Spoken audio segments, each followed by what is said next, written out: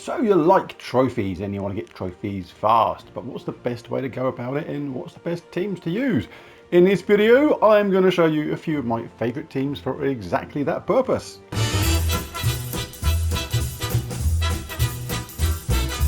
But just before we start, what are trophies and why do you need them? Well, you get trophies for your guild, and the more trophies your guild has, the further they go up in the rankings. I am having a trophy race with somebody in the guild at the moment, which is a lot of fun. I'm on 28,822. You can sort this by trophies if you prefer. If you're doing this sort of thing, move over to trophies, press that, apply filter, and now we're sorted by trophies. And I'm on 28,822, and Forever Shredded is on 22,267. That's a really good effort. I'm 6,000 in the lead, but I'm not resting on my laurels just yet. My laurel is by my side, and I'm not resting on it. I'm not even leaning on it. So I'm going to play this safe and get a couple thousand more trophies at least today. Maybe a few more than that. But trophies, how do we get them, and what is the best way? Now, you can get trophies in Gems of War in pretty much every game mode you play when you win battles. Now, if you're in a trophy race, so trophies are absolutely king, you want to be absolutely relentless and get 3 trophies consistently one after the other, and that is where Explore comes into it. The thing is with Explore is you want to set difficulty 9 as your kind of benchmark. Difficulty 9, you get 3 trophies every single time. For lower difficulties, you get 2 trophies, and then for the beginning difficulties, just 1. So 9 is where it's at, and there's a few teams we can use to do this and get really fast, consistent trophies. And like I say, being absolutely relentless is the key. So let's take a look at a few teams and how they work. Let's do difficulty 9. Now this is the kind of standard team a lot of people use. Leprechaun starts battles with full mana, explodes green gems. Mirage Queen gives elemental allies a 50% start with mana. That is pretty much the only thing we care about with this team, because we have the Magma Dragon, which is an elemental, does damage to all enemies boosted by red and brown gems. Phoenicia, who is also elemental, deals damage to all enemies boosted by red gems and burning enemies, and if there's a firestorm, deal double damage. Magma Dragon conjures a lava storm when its turn begins. A lava storm is red and brown, so that counts. So we're going to get double damage. For this, most of the time, you're just going to cast Leprechaun, get both of these charged up at the same time, then cast them both back to back, and the job is done. Banner for this, I've got on +2 red, +1 brown, -1 blue. Pretty much nothing else matters. There's no hero in this team, so you don't benefit from anything from the class, but it literally does not matter. Let's take a look at this in action. Generally with this you get like 3 fights. If you see something like that, ignore it, just cast Leprechaun. They're both filled up. Cast one, wait for your turn, cast the other one, the job is done. Chuck on Medals of Nytia if you can to boost up the damage of your Phoenicia. Jam on the X button, get to the next fight, and take it from there. Have a quick glance around. If there's plenty of green, just cast Leprechaun. Most of the time it charges them both up. There will be times when you have to make manual matches, like you didn't get enough mana for your Phoenicia or your Magma Dragon. No, but here we're getting like 3 trophies. There it is, 3 trophies. And gold. Literally every like 6-10 seconds at the moment. It can slow down sometimes if you don't get charged up and the other team is lucky, then they can have a few extra turns, 3, 4, 5 extra turns sometimes, because you've created so much red and brown on the board. But this does need a certain level of your Phoenicia to work. But when it works, it absolutely is superb. You want to pick on something like Wild Plains or Skya. Like I do sometimes collect that if there's not a lot of green there. This makes it more reliable. There we go. That may not have charged if I hadn't got that red straight away, but I'm not going to move the cursor, way over the screen, like, wasting a few seconds collecting that. If that mana surge was right next to me like it was then I'm going to do that move. But otherwise, I'm just going to cast Leprechaun, roll with it, and absolutely see what happens. Like here, there's not a lot of green. This is unlikely to charge straight away.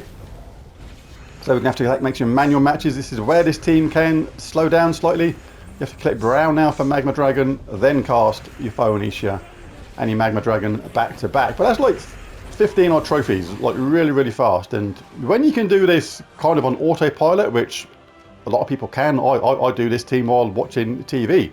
Put my TV in side-by-side mode. And I'm barely paying any attention to the game at all. I'm doing this on autopilot. I can give the game a cursory glance just to see what's going on if I need to.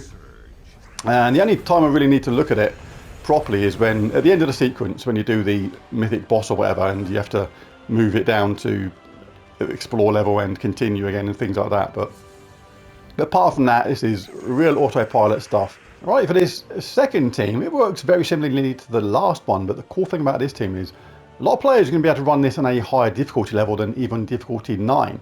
You're still going to get 3 trophies, but you're going to get just more of extra rewards, more gold and more stuff like that. I can run this team in difficulty 10 quite comfortably, so I think other players, even a lower level than me, will be able to get away with difficulty 9 or explore 9 with this team in a very comfortable way. Like 2 times Diamantina, if you have it, and Leprechaun and Essentia. Essentia gives all dragon allies a 50% start with mana and summons a light storm at the start of battle. That is actually really relevant. And the spell is absolutely, we don't care. It's just there literally for that light storm and the 50% start with dragons. So this gives Diamantina 15 of her required 30 absolutely immediately and does a huge amount of damage to all enemies boosted by skulls. The cool thing about this team is there's a 10% chance for an extra turn boosted by skulls. So when you get both of these charged back to back, you cast one, you've got a chance of an extra turn, cast the other one and win the game really, really quickly. Leprechaun is there, similarly to the Phoenicia team for that fast start. It works in a very, very similar way. We're just going to start the game, providing there's some green spattered around the board. We're going to cast Leprechaun straight away. Key is to get both Diamantinas charged straight away, a bit like the Phoenicia team with Magma Dragon, then cast them both back to back. The thing I like about it is it does so much damage with Diamantina, you rarely get enemies left behind just lingering on a couple of health points, things like that. Really, really good, and that chance of the extra turn is there as well. Of course, Diamantina does use more mana than the Phoenicia Magma Dragon team, but I still find that she gets charged up really, really quickly, and the payoff is kind of worth it because of that chance of the extra turn and the fact it does so much damage. You don't get any lingerers around on a couple of health points now and again, which can happen at my level anyway with the Phoenicia team. So let's take a look at this. The banner is actually important for this. I've gone for just a +2 Holy Banner on yellow. Yellow is the preferred colour for us to get if we see a match right at the beginning of the game, for example, and that is because of Essentia's Light Storm, which is yellow. So let's dive in, see what we can do. Like I say, explore 10 for this.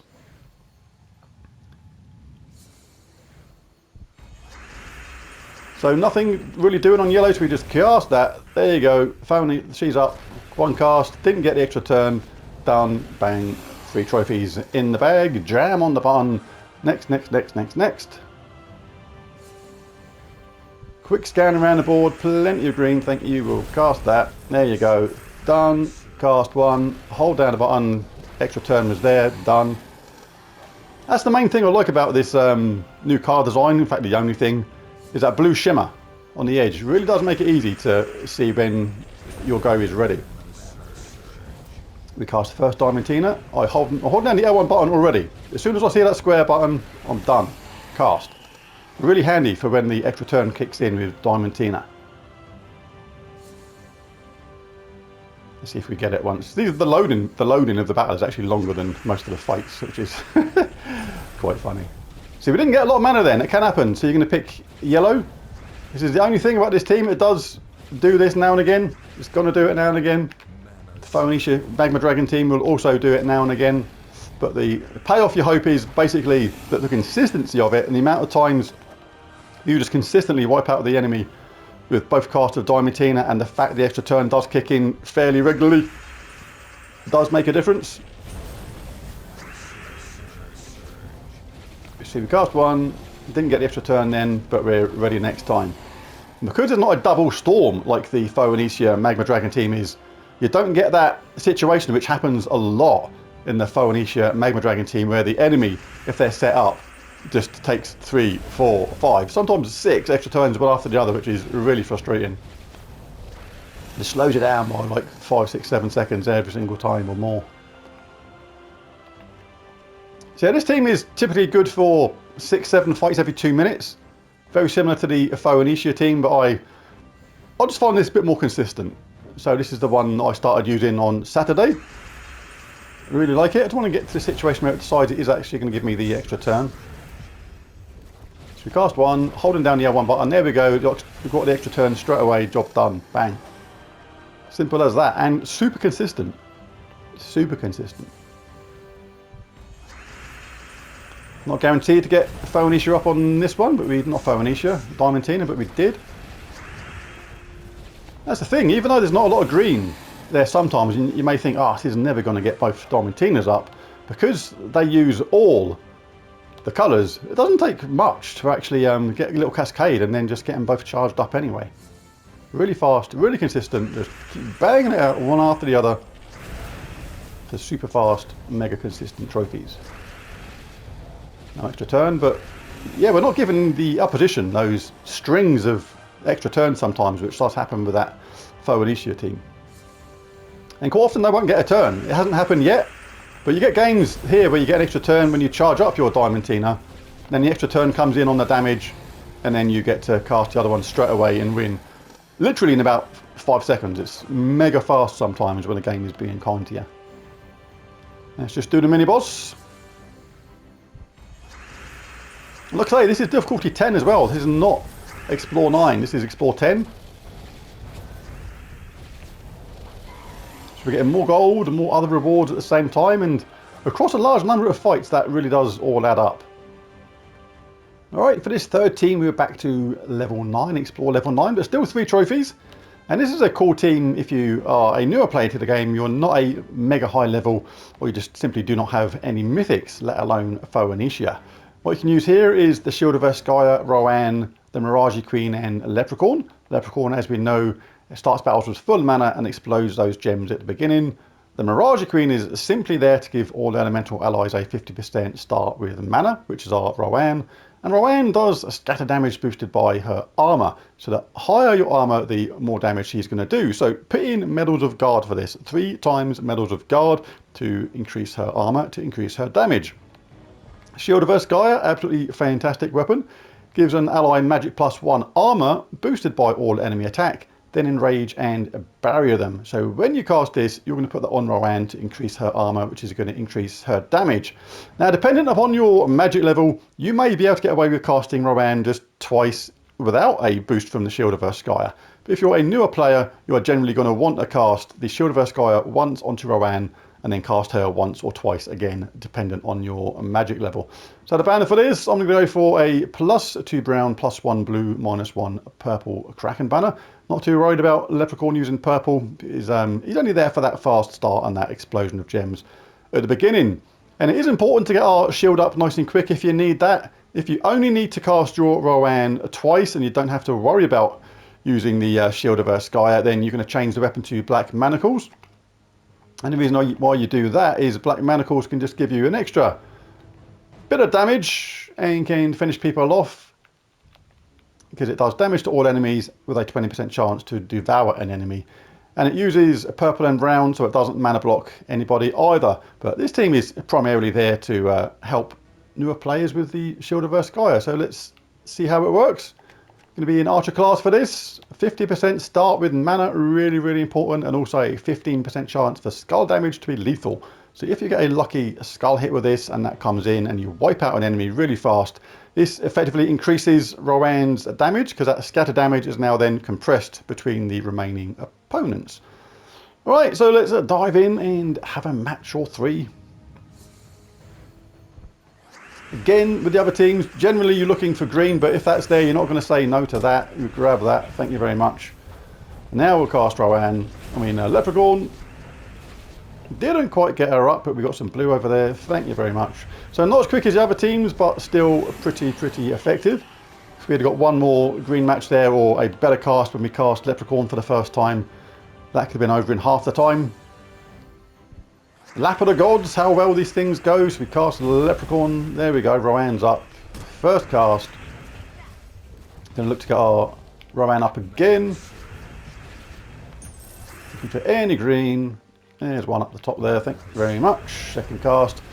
And done. So that's if your Rowan does enough to actually wipe out the enemy with 2 casts. But what if you're a newer player and it's not quite that easy? Well, you're going to want to get your Shield of Erskaya up first. In this case, you're still going to cast Leprechaun first, but then you're looking for brown to get that Shield of Erskaya up. There it is.